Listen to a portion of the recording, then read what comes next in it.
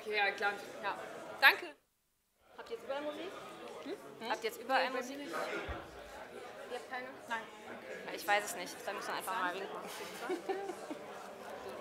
Also ihr könnt hier, ich würde es dann einfach an euch geben, wenn ihr dran seid. Ihr könnt einfach hier auf diesen Auf rechts? Ne? Okay. Ja? Okay. Funktioniert? I hope. Hi. Sorry, maybe I'm a little bit too loud. Thank you for coming to our panel. We were told yesterday that if you just skim through the program, you could read it maybe wrong, the title, and that you might think it's fucking up Germany's public broadcasters. So for those who are here expecting that, we're sorry. That's not the topic, but it's going to be interesting in a different way. So yeah, we're here to talk about Funk. I'm Isabel Hummel. I'm an editor for Funk, and I have a weird double role today because my colleague Kyo couldn't be here, so I'm moderating a bit and answering my own questions. Next to me is Julia Rehkopf. She's an editor for Y-Kollektiv. And to my left is Eva Schulz, who's an editor and the host of Deutschland 3000. So, but before we start, maybe, are there a lot of German speakers in the room, or is it... Who speaks German? Or who speaks English? Maybe the other way around. Someone who doesn't speak German.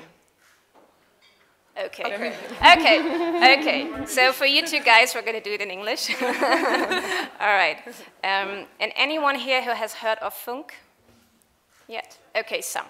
All right. But we'll start with a little explanation. Funk is an online content network by public broadcasters ARD and ZDF. It was launched in October 2016, and it mainly targets 14 to 29-year-olds, but of course, younger ones and older ones can consume the content too. It's, as of today, we have about 60 shows, and the little revolution, I'd say, that was Funk is that it really is just online only. Like, we only produce for the social platforms. That was something that we couldn't do before as public broadcasters. Like in Germany, when you wanted to do something online, you had to do it in the normal program before. Like, you had to have it on a radio show or in a TV program. But for Funk, there was made an exception, so everything that we do is really just for online. And yeah, so today we have like 60 formats.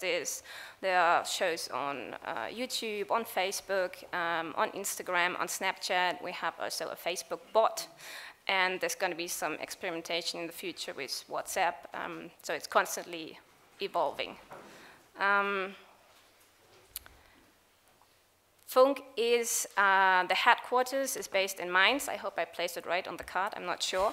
And the headquarters is led by SWR and ZDF. Like, all the people working there come from SWR or ZDF, but the whole content of Funk is produced by all the regional public broadcasters in Germany, which you have listed here, and ZDF, and then of course all the production companies associated with the public broadcasters. So, and it's not all in Mainz, it's like all over Europe. For example, me, I'm sitting in Berlin, I'm working for ZDF, but we're in Berlin and not in Mainz.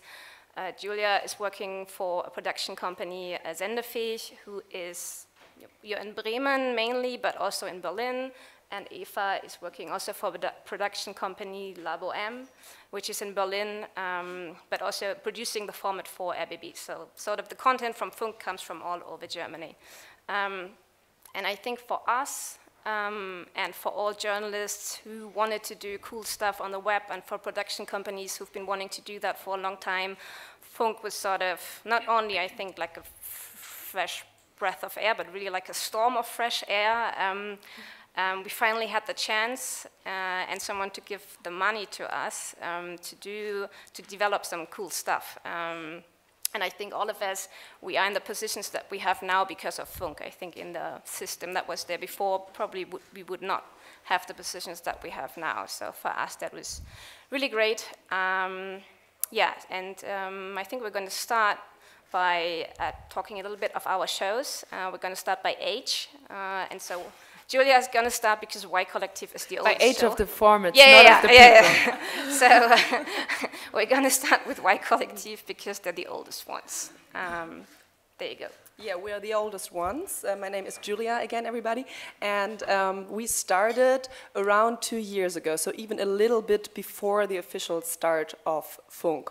So our Kollektiv, that's us. That means we are a lot of reporters, and we're doing short documentaries, reportages, or something in the mix between those two. We are doing one film a week. It's usually around 15 minutes long. Can be a little bit shorter, can be a little bit longer. That's the beauty of the internet, right?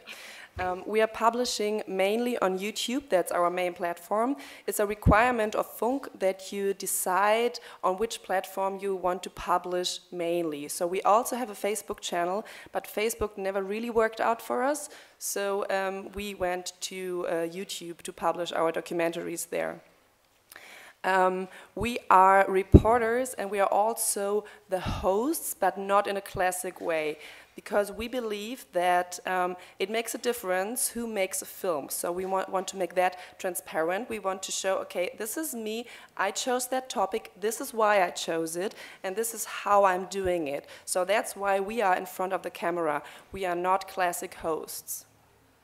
So, maybe just to give you an impression of how we do it, there's a little trailer I would like to show you. Need to be protected, and one way to protect them is to share their stories and to pick them up and continue them as soon as you can, preferably before they die. You can't kill a story by killing a journalist.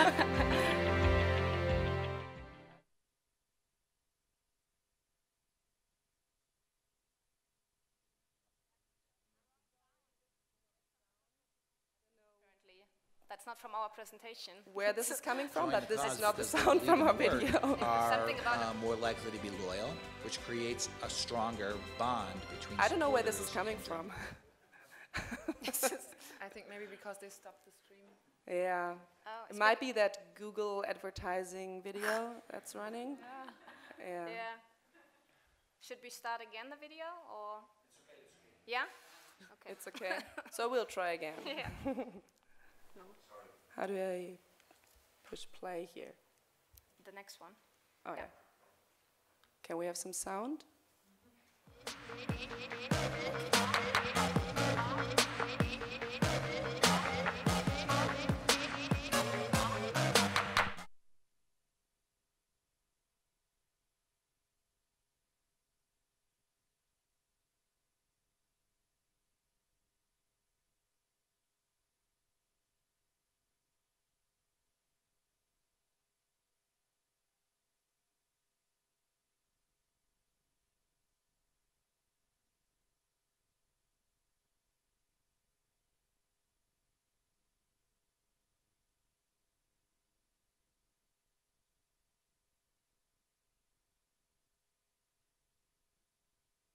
That was a little overview of things we do.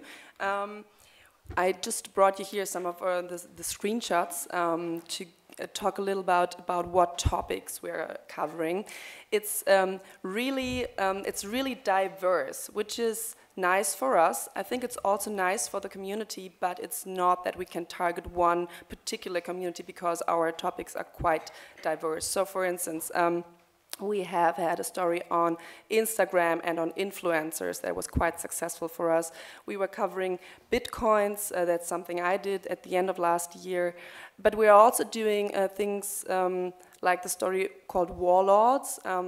That was a team of authors who went to the Central African Republic and covering the ongoing civil war there. That's something that we don't really talk about much in Germany, but we thought it's important anyway, so that's why we do it. And our story of this week, really successful, is about smoking, as you might have figured from the picture.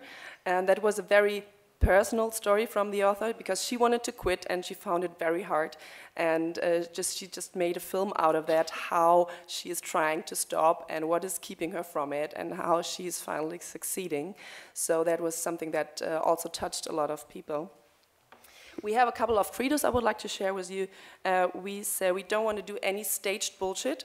which might sound really normal for journalists, but actually it's not, because if you're talking about TV, usually, you know, it's always like, oh, can you come back through that door again? Can I have another picture of your feet? And that's all really staged, right? And we don't want to do that. We want to make pure and raw documentaries, even if that means that sometimes we make mistakes, or we say something wrong, or the picture is blurry, but we want to give a really raw style. That also means we rather want to be honest than totally objective, because with our personal approach that we have, it's always honest, you always know what we think, but sometimes it's not that full-on neutrality, objectivity, because we believe it doesn't exist anyway.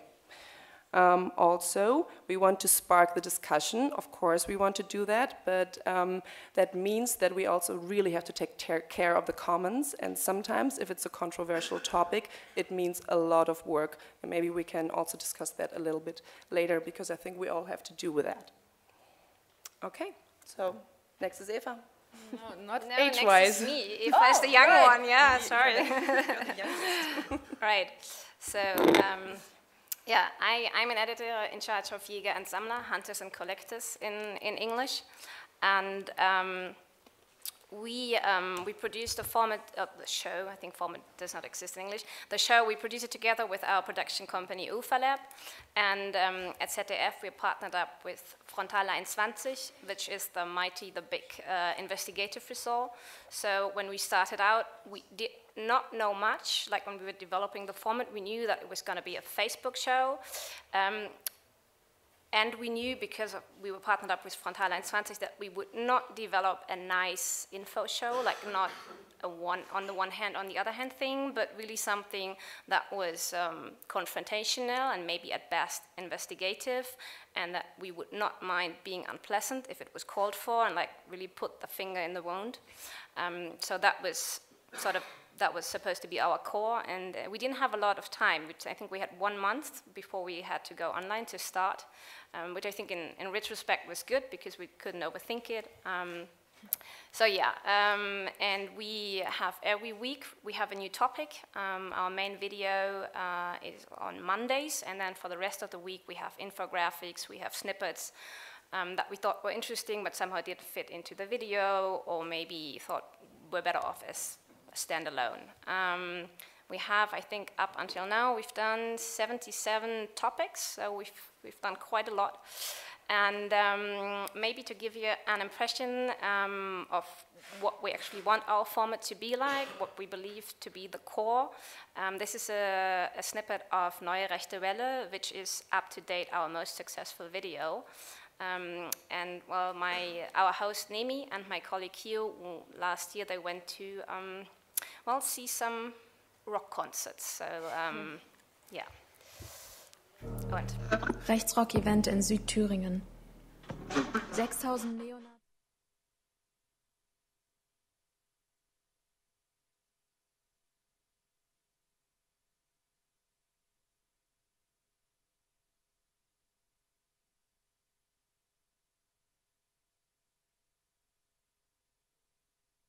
Die nicht zu meinem Volk gehören. Wer ist Ihr Volk? Ich sag, warum du so lachst? Also ich bin bekannter Nationalsozialist, und für mich sind alle Völker, die Völker müssen bei ihren Völkern bleiben. Das heißt, wenn die Völker woanders hingehen, dann werden sie nicht mehr respektiert. Der Nationalsozialismus ist die politische Form unserer Art, nichts anderes. Es ist unser Volkstum, das politisch verfasste deutsche Volkstum. Herrschst du ja in anderen Völkern vor. Uns geht es um unser Volk und nur um unser Volk. Das ist alles, was hier zu sagen ist. So yeah, that also happened at the concert.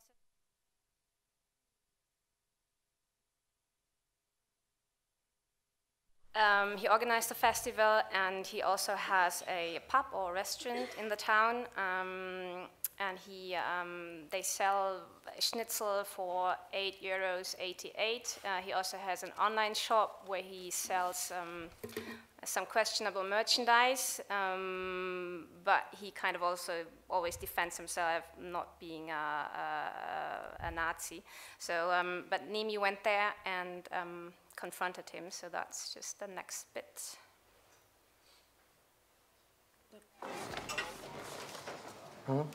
Genau, da habe ich jetzt hier zum Beispiel einen Ausdruck, für Pärchen, wenn die sich gemeinsam dasselbe T-Shirt quasi anziehen wollen oder ein ähnliches T-Shirt, dann gibt es für den Mann die Edition Adolf und für die Frau Eva. So.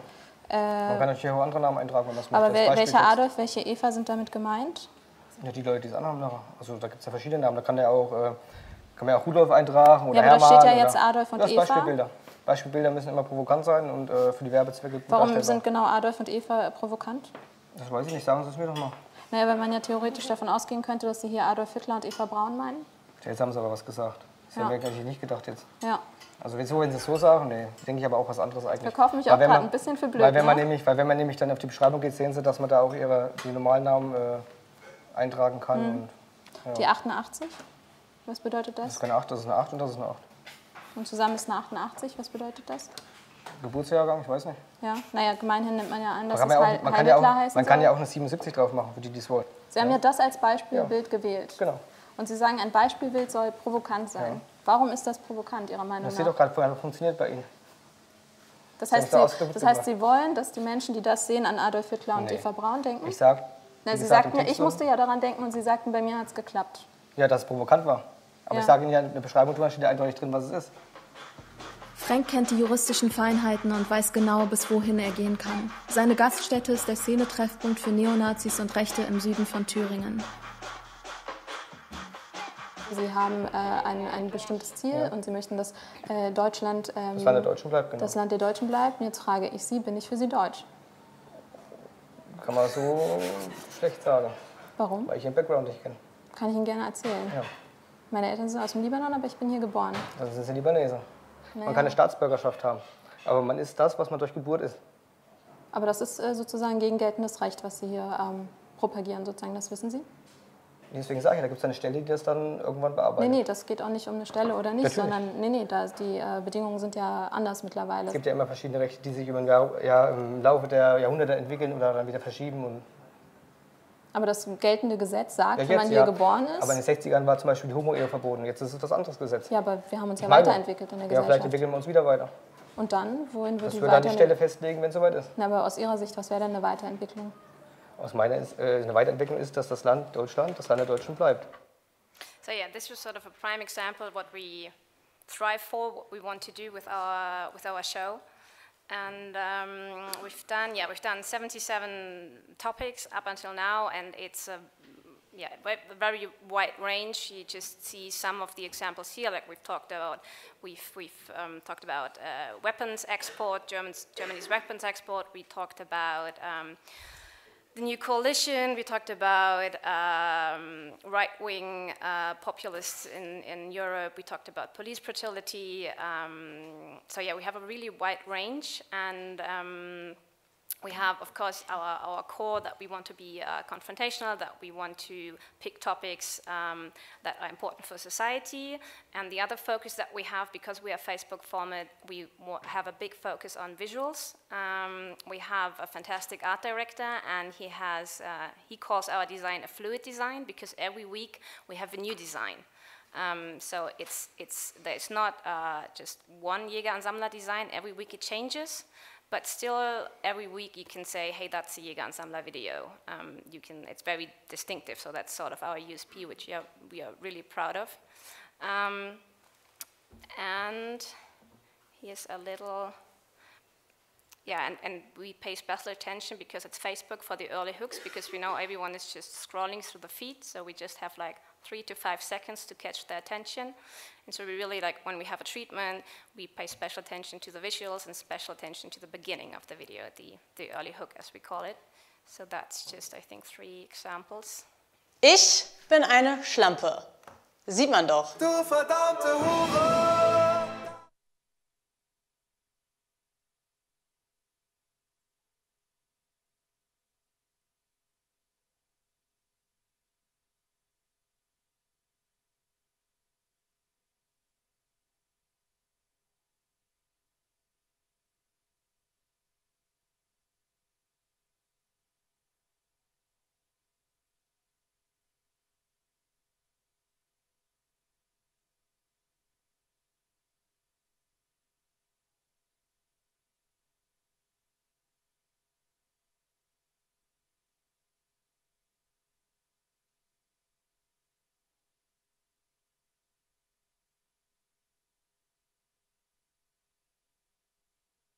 that's Jäger and Semmler. Oh yeah, and I forgot to mention we have sort of a rotating system of hosts. I think now, right about now, we have 4 to 5 hosts that are always rotating, and sometimes if we have a special topic where we know we have someone who's already has an extensive background in it, sometimes we invite guest hosts into our show.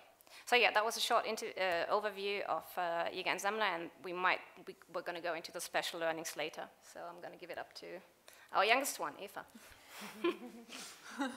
Hi, I'm Eva, and I developed last year a new format for Funk, which is called Deutschland 3000. That was happening in light of the German federal elections, where I had the feeling that I, as a young person under the age of 30, don't have any voices or media platforms that I can turn to form an opinion about what's going on politically in Germany, just from a young perspective. And when I told Funk about it, they were like, yeah, actually that's an edge, just do it. It was literally like that, and then they helped me develop the format, and now I'm heading a team which is made out of our target group together with my colleague Hanne here. Our editors are all under the age of 30. The youngest one is 21, then they are 27, 28.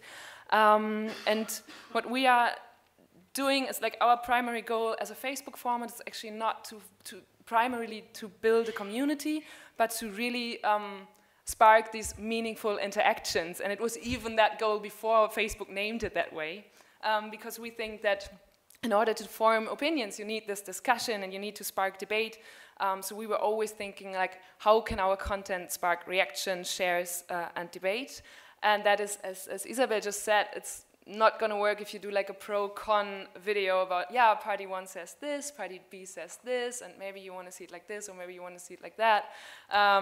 So we decided on taking strong positions, which is mainly that I, as a host, take one position in every video, often with a very strong thesis in the beginning, and then we present arguments about that. And obviously, it's not the aim that everybody then has to agree with me, but rather that people see it and then start a discussion. Like, the best comment that I always am happy about is when people say, well, I really don't agree with you on everything, but you did give me new arguments or new thoughts, and that is exactly what we want. And I want to show you maybe the first 30 seconds of a video, like of a typical Deutschland 3000 video about arms exports.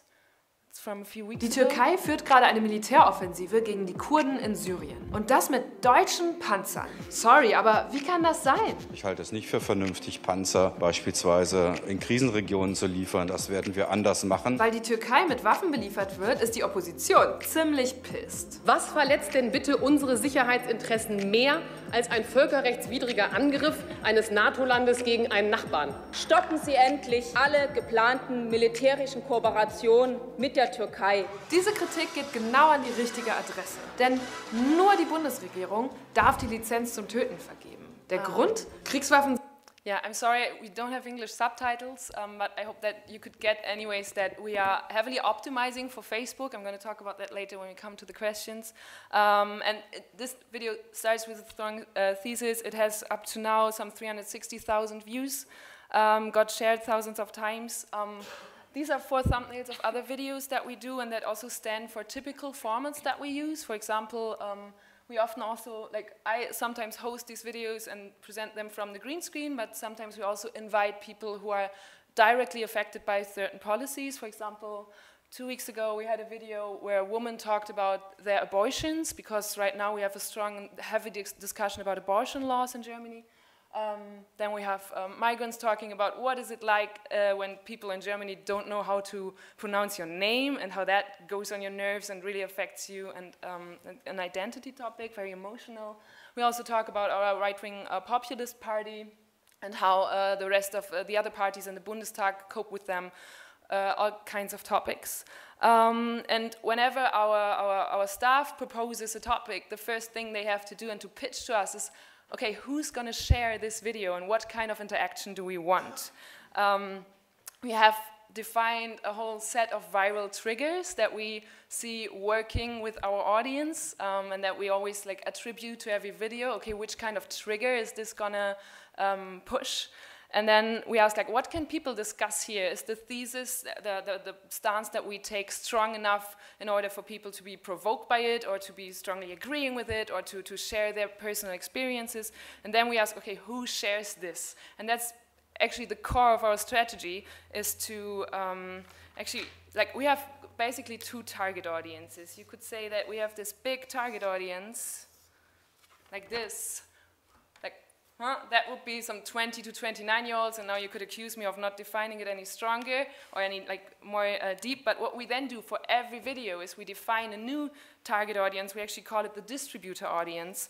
That would be a small group within the target audience, which we want to not only watch the video and be like better informed or somehow touched by it, but also to share it and to discuss it.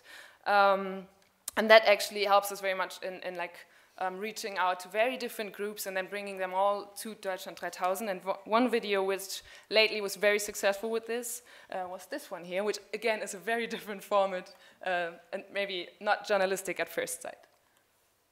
Helden gesucht. Die Gesundheit anderer ist dir wichtig, deine eigene nicht so sehr.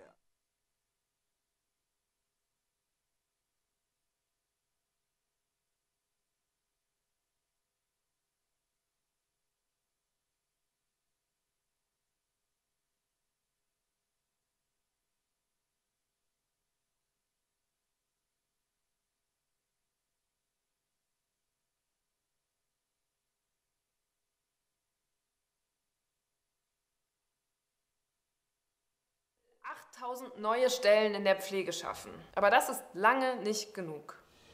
2016 leisteten Altenpfleger über 9,5 Millionen.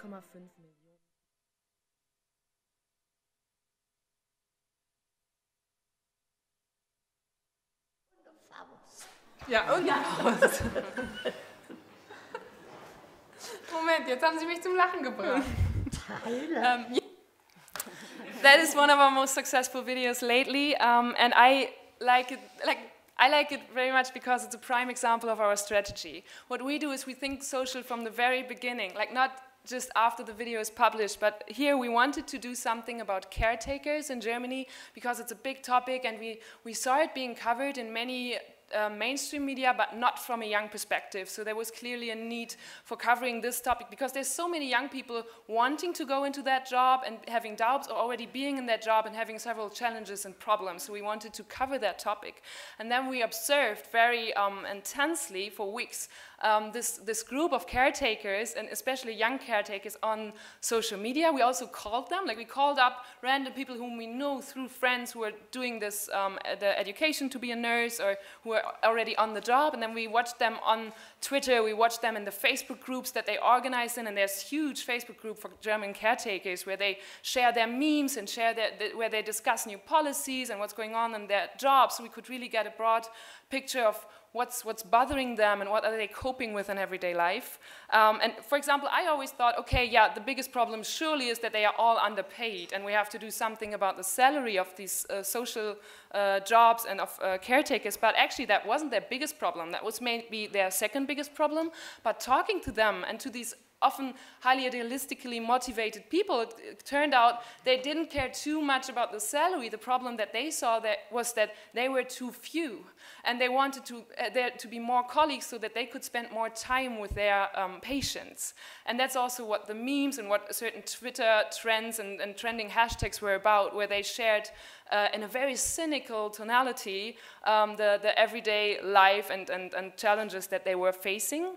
And then we adopted this biggest problem and their tonality, the cynicism that the German speakers, I'm sorry for the English speakers, so the video is like it comes across as a recruitment spot for young caretakers, but it's actually a very cynical thing, saying, yeah, if you want to be heavy lifting all day and being underpaid, come in die Pflege, get into caretaking. And we did it in this cynical, humoristic way because that was exactly the tonality that we observed the caretakers using. So we put the biggest political problem into a video that was highly shareable for them. And that worked out very fine. It has some 1.8 million views right now, thousands and thousands of shares and comments, and we learned, again, even after publishing, so much from this community, because we saw, we got completely new insights into the situations they were facing. We got new arguments, and I think we already have like 1 to 2 new topics lined up to get into that community that we now have, also in the subscribers with Deutschland 3000, and to serve them again this topic, which is still highly topical, and unfortunately, because our Minister of Health had anything else to do right now, apparently, than to take care of this pressing problem. This video is probably very soon reach the 2 million and maybe the 2.5 million, because it's evergreen content until that guy does something about it. And also what we then do once it's published is that we actively seed it. So we go back into those Facebook groups and post the video. We contact their typical mediums and like Facebook pages or Twitter influencers and ask them to share the video so that we really get into these distributor audiences and reach out to these particular subgroups. And that has proven very successful for Deutschland 3000. Yeah. All right, thank you. We're going to talk a bit more about our learnings after presenting our shows, but maybe before we do that, do you already have questions? Like, did we maybe forget to present something? Do you have some questions about our TV shows? Not TV shows, sorry. I did not have enough coffee this morning. Our online shows, of course. So yeah, do you already have questions? Or, oh yeah, there's one. Hey, thanks, I'm Alex. Very good to see your videos. So one question I asked myself is, and I tried to find this out on my phone, do you offer your videos on other places other than those large social media companies? And what is your thinking in terms of, putting out content on these large platforms, giving them, free content, and are there any non-commercial alternatives where your content is accessible? Yeah, there is. Funk has a website where you can see all the videos. So that if you do not have Facebook or you do not have YouTube or you do not want to use it, you can see our content there.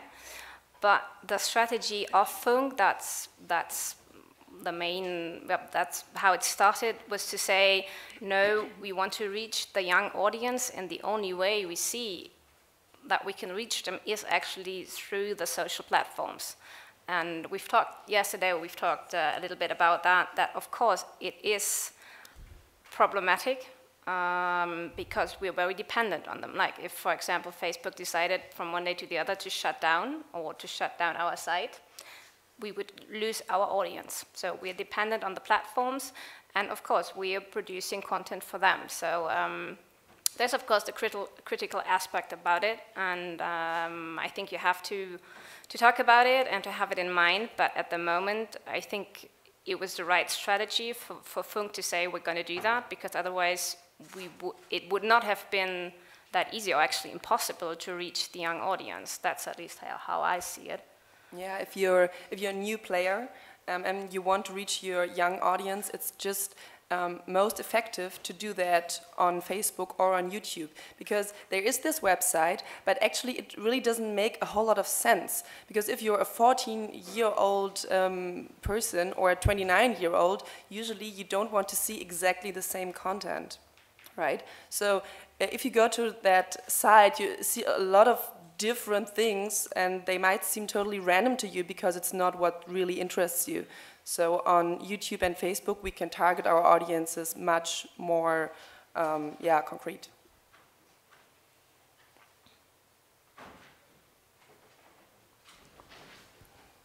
Thank you. How do you measure success for yourself? I mean, you don't necessarily have to reach that many people because you don't need to earn money. So what's success for you? How do you define that you do a good job? Well, I mean, we do have to reach people because we have benchmarks. Like every show has a bench. Like we have certain like you have to have so many views, or you have to have that watch time. Like we have benchmarks from Funk that we actually have to achieve. But that set aside, I think the main goal for us is to engage people. To see that people are discussing our videos, that you have comments, that we actually have an impact. So I think that's of course we want to reach people, because if you do a great video and you're convinced it's a fantastic video and then only, I don't know, 2,000 people see it, is that a success? I don't know. It might still be a good video, but if no one sees it, you do not achieve anything. So it's sort of a mix. And at Jäger und Sammler, I mean, we know what triggers people. Like we know there's certain topics, if we do them, that it's sort of guaranteed that we will have lots of reach, lots of views. And that's fine, and they're also important topics, and we do them.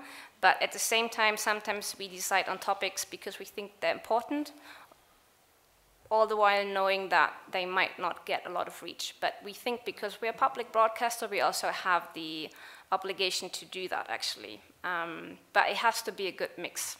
That's my opinion on that. I think, yeah, we don't have any like CEO in the form of a private company that's pressuring us, but we still have a public mandate. So if we had that like.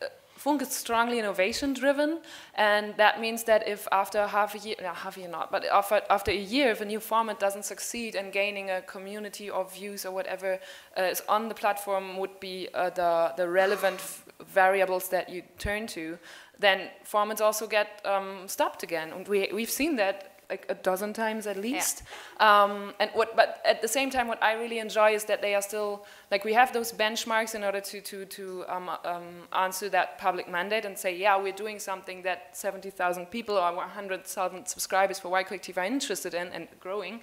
But still they give us the freedom to experiment and also to fail. And that is something that I'm so happy to see, that there's a new culture of failing within German public broadcasters, and they tell us, okay, this video maybe not gained your average view count, but you gained new knowledge that is going to be distributed among all of our formats and among the network, and that is worthwhile very much. So they look at engagement figures, and I'm very happy that they also do not only look at view counts, because sometimes these old guys in the suits very at the top of the public broadcasters, they look at view counts, and they see our formats on the screens of their kids, and they say, why does this only have 100,000 views?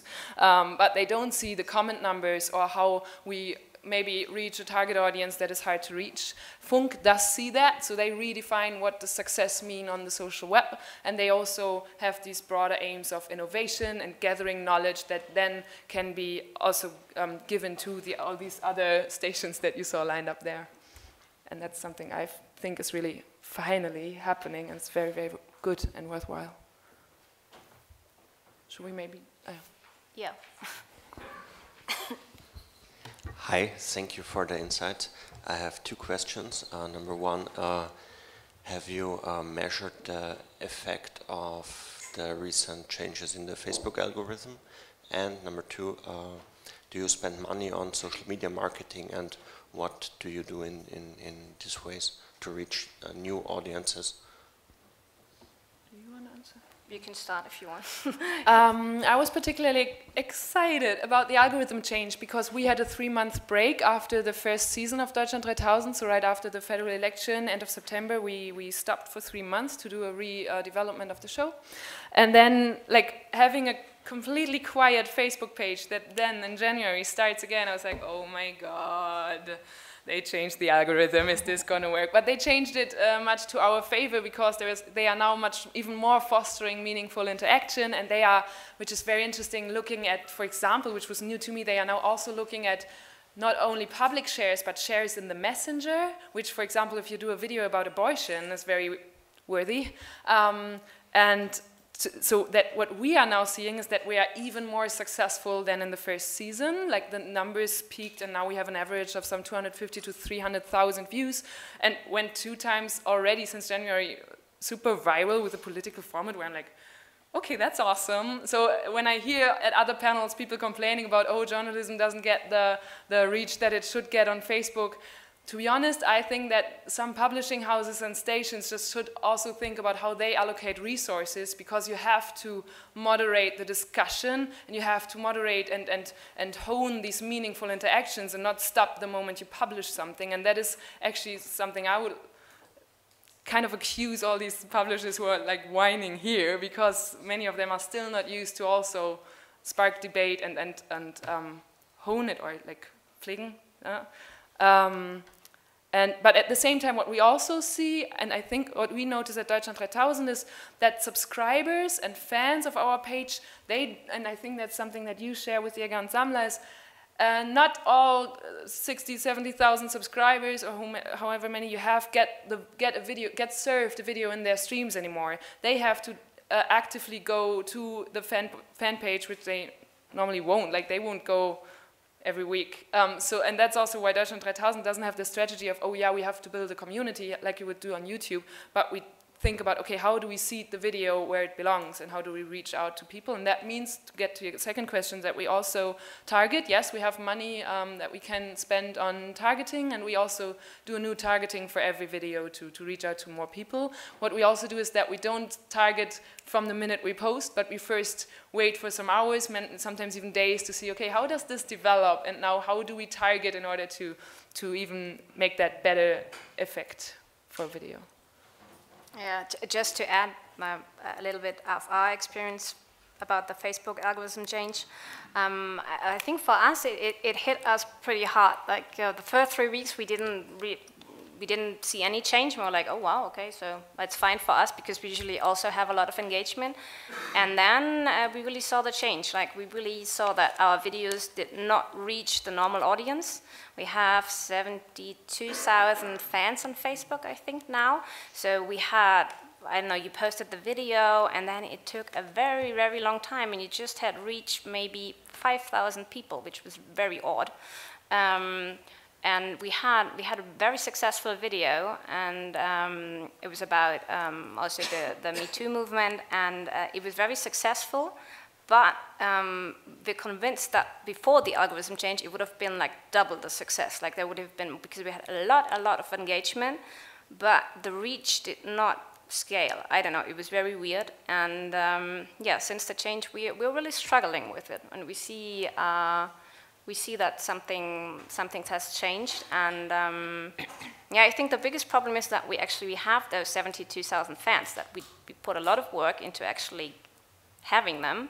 And now it's like, I don't know, someone in an article wrote, it's a bit like you have the New York Times, you pay for it, but then you have to pay the paper boy extra to deliver the New York Times. So that's sort of that algorithm change. So we have actually, all of the people have clicked on We Like Jäger und Sammler, but now to reach them, we have to pay extra. So that pisses us off a bit. And we have not yet found a solution for it, actually. Yeah.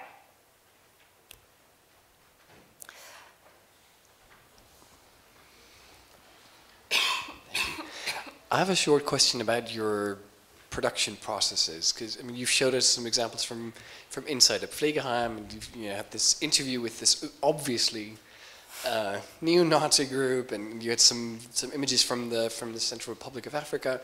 I'm just going to say that. I'm just wondering, you're producing this for YouTube, for Facebook, for Instagram, and so on. So I'm interested in how you produce these things. Do you go out with a huge crew?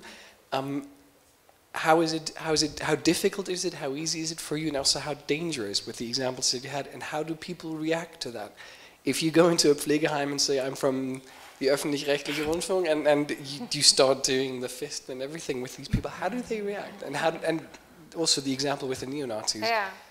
Was there a huge security crew behind you, or did you just walk in there with your cell phone and said, can we do an interview, please? Maybe, Julia, you can start. We've been talking quite a lot. lot. So the way we produce, it's quite, we are usually in small teams. So it's the reporter and host, and then we have a camera guy or girl, and that's it. So we are not a huge team, and sometimes even we just film with our phones. So I was in India the year before last, and I was just filming with my phone because otherwise I would have been even more visible than I was with my blonde hair anyway. So we try to really do it in a small way, so we can sometimes sneak into places. But then again, we do have the standards that the ARD or also ZDF has. So we do just regular inquiries, and we say, hello, we want to come, we want to shoot at your place, and this is what we do.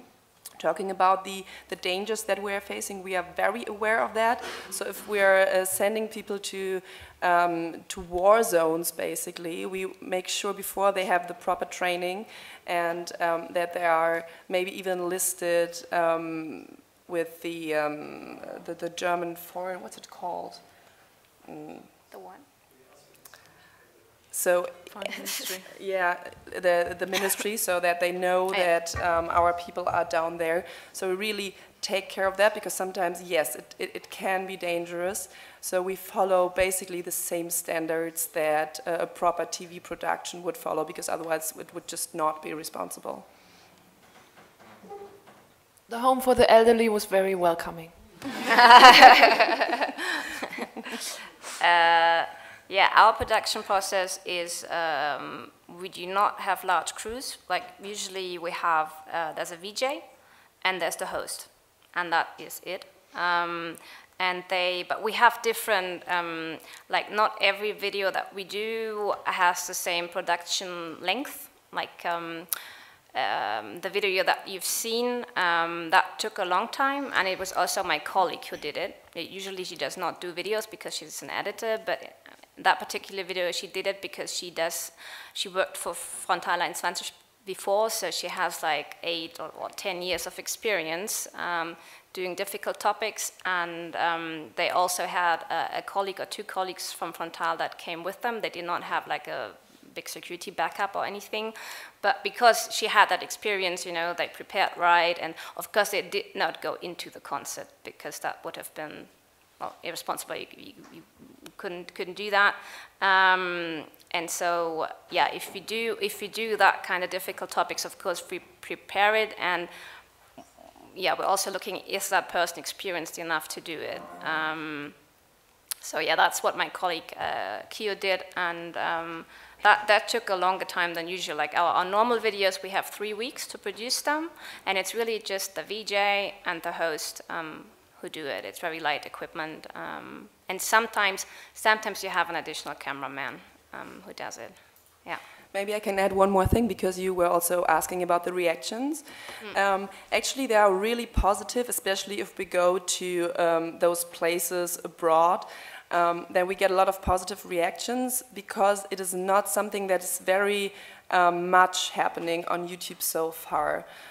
Sometimes you have TV reports that are just put on YouTube, that you actually have a YouTube channel that does it in a way that is fit for YouTube, and that you go to places and do these kind of documentaries. It doesn't happen that much, so people really like that, and they react really positively, and they say it's great that you're going there, thank you so much, we need more of that. On the other hand, a lot of times these topics, they don't have the best number of views. So if you do something about Instagram and influencers, that works much better than if you go to the Central African Republic. But you know what, we don't care too much, because we think it is important, and if we reach our 70,000 people with a Central African Republic video, that's great. Yeah, well, just to add maybe also about the reactions, we do get quite a lot of hate, our format, our show, and it always depends like on which topics we tackle. In that case, of course, well, actually the first video we did when we went online, that was also about right-wing rap or Nazi rap or both, and we were talking to a rapper from the Identitäre Bewegung. So that video, it went quite viral, so that already attracted, like we were just starting out, and we gained a lot of fans, a lot of positive reactions, but we also gained the interest and the attention of that particular group. And then, of course, when we did that video, we gained the attention of a different group. And then we did, always when we do something about gender, like if it's about sexism, if it's Me Too, if it's about the gender wage gap, we get lots of negative reactions, like we've been accused of sexism against men, racism against white people, favoring Muslims over Christians, so lots of really weird stuff. And so the reactions, like we now know, but we try to not be influenced by it, that if we go into certain topics that there will be some hostile reactions, but we try not to be influenced by it. Yeah.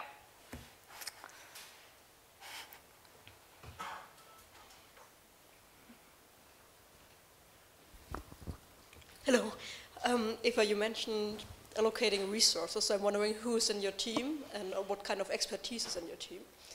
I have the privilege of having a rather large team. That is also something I maybe want to add to our budgets. We certainly don't have any TV budget just because we're public broadcasting. We don't have the resources of a proper TV show or anything. That is really also something they are redefining, unfortunately. My team consists of Hanne and me, who are heading the rest of the team. Which we are also very proud to have like a female Doppelspitze, we say in German. So also trying to innovate there. Then we have 3 young editors who are doing the topics and preparing and doing the research. We have a community manager who's also responsible for the seeding of the videos. We have our own cutter, because as you could maybe also tell from what I showed, is that we not only do cut together a video, but it's also heavily like working on typography, which is super important on Facebook because so many people watch the videos without sound. So if you put a lot of text on it to just convey what they are about, people just stick there longer. So that's very important. But yeah, that's the core team. Like 5 people on the editorial side, plus a community manager, a cutter, and then camera guys, and additional graphics come from like on demand, so to say.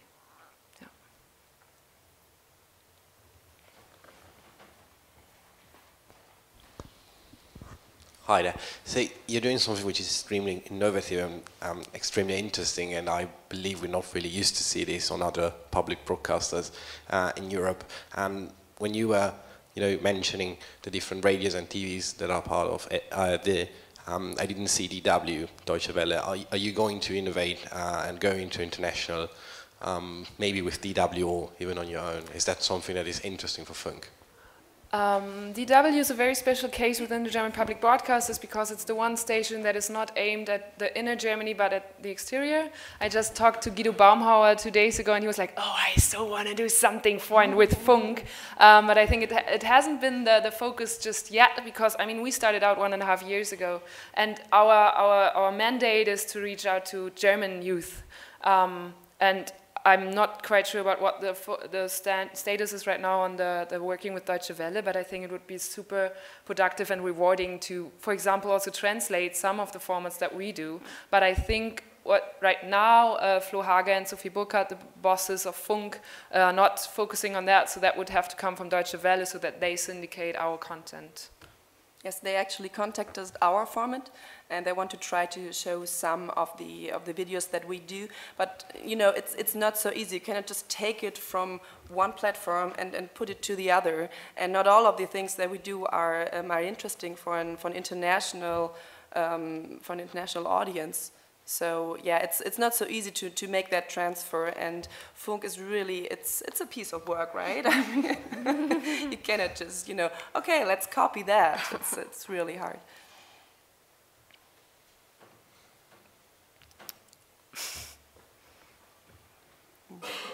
You again.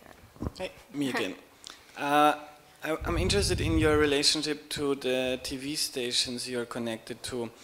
Are they interested in what you're doing? They're, oh wow, what can we learn? Or are you the crazy Facebook, YouTube people there? Yeah, they are interested. I mean, in our case, we partnered up with Frontal 21, so they know that we exist and they know what we are doing, because oftentimes you're doing your stuff and everyone's like, what? They're doing that? I didn't know. It happens because I know ZDF is like a big house. But yeah, they're interested, but I think we could, and that's something we want to work on, to have like a closer connection, because actually we could profit, like both sides can profit from it, because we have, I mean, they have immense knowledge when it comes to investigative work. They have sources, they have research, and we've been collaborating on that. And we're also, like, on their Facebook page, they're sharing our videos, and if it fits for us, we're sharing theirs, but sometimes it doesn't quite match because they look different and it's a different language. But I think we're working on that to have like a deeper exchange. But I think with the big houses, they're interested, but it's really because we're doing something different, and our production process is very different from the old school TV thing. I think yeah, it takes a bit of time to translate that and to get it back into the houses, but I think that's one of the goals. I think the first 1.5 years were more like to get funk off the ground, to get the shows going, and now I think they're looking for ways to get the knowledge back into the house, or actually to have a closer connection. That's my feeling. So we feel that they are very much interested and they like what we do, because it is really a journalistic format that we're having with Y-Kollektiv. And also there is a little bit of a transfer sometimes, not every week, but sometimes the morning show of ARD, they contact us and they say, this is a nice topic that you're planning, can we have that for our show? And then we have to re-edit that, make it a lot shorter.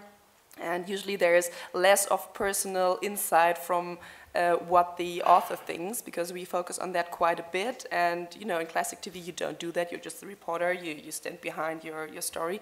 So yeah, we have to re-edit that. But yeah, they are interested in a couple of the topics that we do, so they actually make their way to TV, but it's never the other way around. So we always produce for YouTube. And it's YouTube first, it's Funk first, and then in the next step it can be that the radio station calls us and say, hey, do you want to make a little talk about that, or do it for our TV show, but it's always YouTube first. It can also be of advantage if the TV guys are not interested in you, because you're kind of flying under the radar, and this gives you a lot more freedom to experiment and just try to innovate. And I've enjoyed that quite a bit over the last years. Yeah. Okay. Well, we jumped ahead a bit with the question section. If there are no more questions right now, we can talk a little bit about our learnings, maybe. But if you have questions in between, just raise your hand and we'll get back to you. Yes. Sorry. So, yeah, I thought it would be interesting to look a bit at our video tops and flops, because there are some, at least with us, there were some videos we were really, really proud of, and we thought, hey, that's fantastic, and it's going to work really well, and it didn't. And then others were really surprised that they worked. So yeah, I'm interested in what are your video tops and flops from like a year or a year and a half of work for Funk. So our most watched video, and not only in clicks, but also in the watch time, so that people actually did watch it longer than a couple of seconds, was something about the Black Bloc at the G20 meetup last year in Hamburg. You probably heard that Hamburg was literally burning. So we made a film before that happened. And our author, he did an amazing job. He really talked to the people in the Black Bloc, what they were organizing and why, and what their motivation was. So our film was ready when Hamburg started to burn. So everybody was going on YouTube, and they were basically looking for pictures of, you know, burning cars and the whole city being struggling. But then they came across our video, which wasn't news, you know, it was done beforehand, but it actually worked because we could give them an insight why that was happening, why these people were acting the way they did. So it was a mix of planning that we did, and then the events that happened that were in our favor. I mean, terrible as it sounds, but it was for our video. And also then the YouTube algorithm played in our favor. That's something that we have to deal with. It's not the Facebook newsfeed that we have to deal with, but what YouTube does. And that's also sometimes, to tell you the truth, it's sometimes a big black box. So why does one video land on the landing page of YouTube? So of course that gets a lot of views, or it's in the trends. Sometimes you can tell, but sometimes you really can't. So sometimes we're just lucky that we are in the trends, and sometimes we don't understand why we're not, because we did all the planning and it was right on the same day, and then it never happened. But yeah, for that video it really worked, and we got 1 million views to date, and it's still growing because people are still interested in why are people starting to burn cities for their political views. So yeah, that was our top. Our top was a video that we did 2 months ago, I think, about the German refugee crisis. It has gained up to date around 4 million views, and again, I don't know, some 50,000 shares maybe. That went through the roof and was also a very, very emotional production for us, because what we did there was we arranged meetings of young refugees from Syria who reached or came to Germany 2-3 years ago with people who fled from Germany in the 1940s, 45, 44. So this intergenerational exchange was just a very, very emotional thing. I still get goosebumps now, because that, to us it was exciting to see that this topic of the refugee crisis is still getting a lot of attention, and people are still interested in it. And this was a video not about the policies around it, but about the emotions and the everyday challenges around it. And then to see that 2 generations get together, talk about their experiences, and come to the conclusion that it's actually pretty much the same, and that those people that come to Germany now are like going through the same challenges and phases and problems that people went through 60 years ago. That just touched many, many people, and that also exploded with this thing, because we didn't only reach our, like this audience, we reached this audience, and then we reached far beyond, because we also went up to, because we depicted different generations in the video. I think it also completely bursted through the 20 to 29-year-olds whom we wanted to reach. It also bursted through language barriers, because of course the refugee community is huge and shared it in their circles and so on, and that was just so beautiful to see. It was also interesting to see there how, when we get a lot of cross-posts from other media who want to share our videos or cross-post them, and then to see how different the discussions are on the different pages. I was very happy that our community manager didn't have to deal, for example, with the cross-post of Tagesschau, because there was all the mob was debating there, and with us it was more people who were sharing the stories of their grandparents, for example. And that was beautiful to see, and our biggest success to date.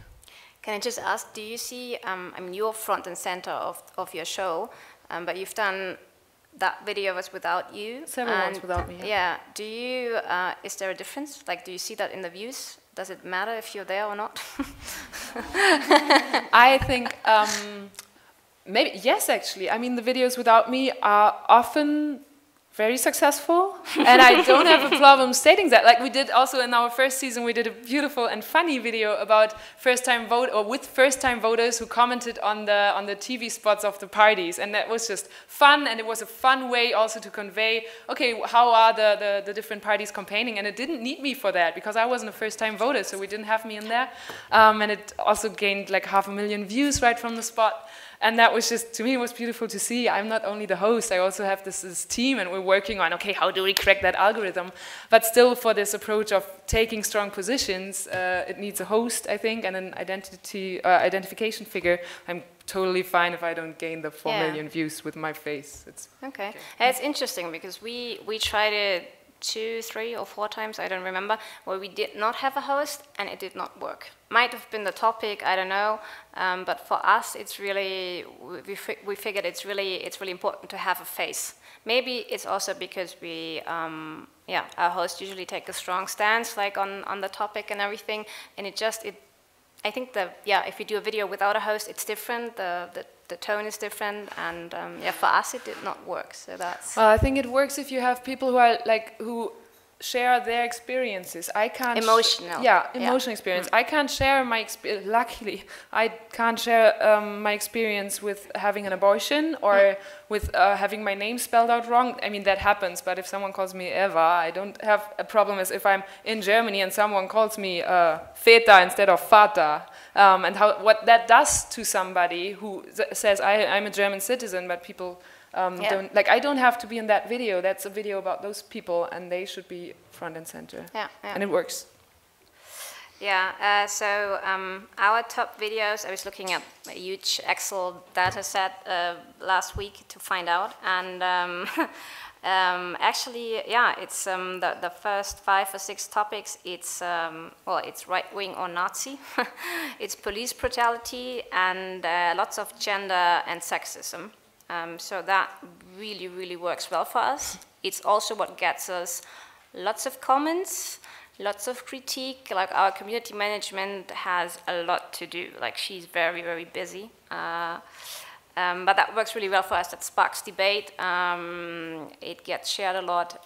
So yeah, that works well for us. What does not work well for us, funnily enough, digital topics. Like if we had something about cookies or tracking, did not work at all. No one was interested. We had something about slow internet, and that was interesting because for us it did not work. You did something on slow internet, and I think it worked pretty well. Pretty well, yeah. So there's also then the question, maybe the way we did it was not right, maybe the host was not right. We did something on bots that was actually one without a host, that was just animation, did not work at all. We also did drugs.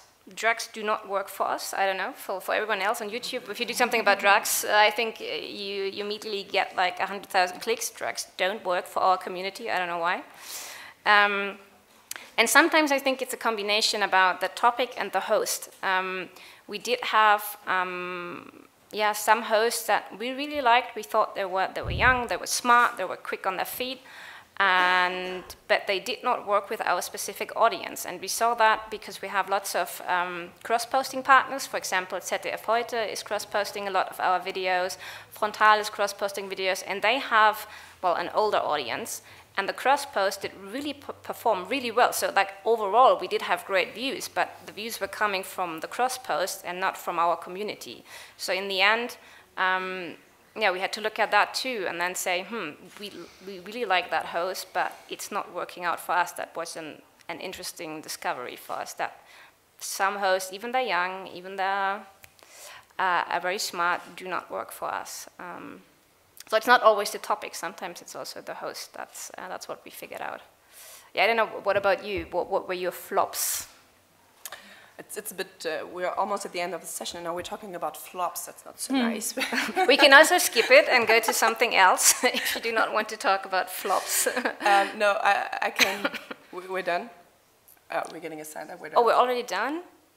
Do we not have until 1:15? Okay. So yeah, then we have to wrap it up. Okay, if you want to, you can meet us for coffee or for a spritz. I think the sun is shining. Thank you for coming. Yeah, we're still here for questions. Yeah, thanks. Thank you.